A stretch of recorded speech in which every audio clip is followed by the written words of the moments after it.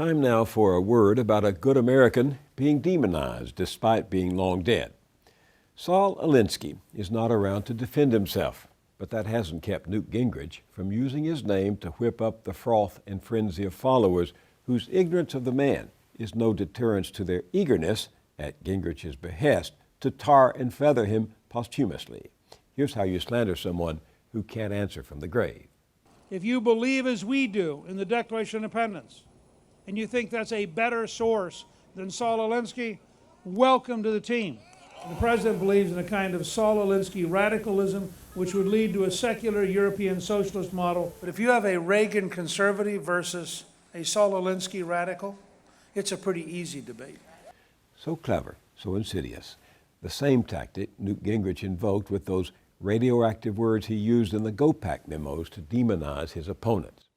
The crowd knows nothing about the target except that they're supposed to hate him. And why not? There's the strange foreign name, obviously an alien, one of them, and a socialist at that. What's a socialist? Don't know. But Obama's one, isn't he? Barack Hussein Obama / Saul Alinsky. Bingo! 2 peas in a pod, a sinister, subversive pod at that. Just who was Alinsky? Born in the ghetto of Chicago's South Side, he saw the worst of poverty and felt the ethnic prejudices that fester, then blast into violence when people are crowded into tenements and have too little to eat. He came to believe that working people, poor people, people put down and stepped upon, had to organize if they were going to clean up the slums, fight the corruption that exploited them, and get a handhold on the first rung of the ladder. He became a protege of the labor leader John L. Lewis and took the principles of organizing into the streets, first in his hometown, then across the country. He was one gutsy guy. First rule of change is controversy. You can't get away from it for the simple reason all issues are controversial. Change means movement, and movement means friction, and friction means heat, and heat means controversy. Alinsky, said one journalist, looked like an accountant and talked like a stevedore. He had a flair for the dramatic, once sending an entire neighborhood to dump its trash on the front step of a local alderman who was allowing the garbage to go uncollected, or immobilizing City Hall, a department store, or a stockholders meeting with a flood of demonstrators demanding justice.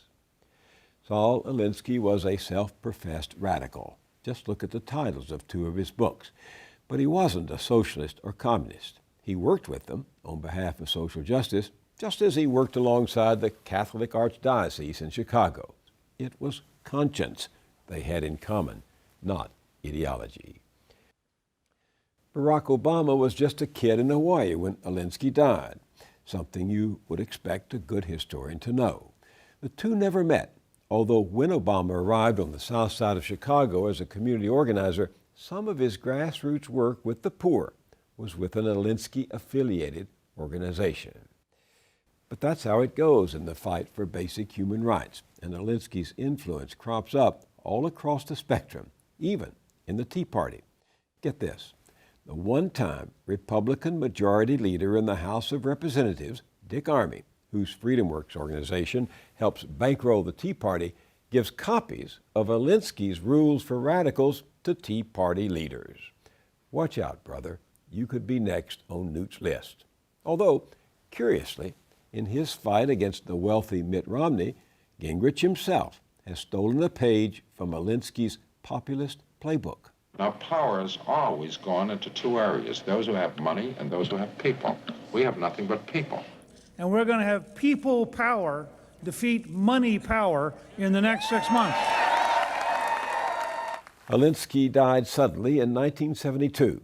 At the time, he was planning to mount a campaign to organize white, middle-class Americans into a national movement for progressive change. Maybe that's why Newt Gingrich has been slandering Alinsky's name.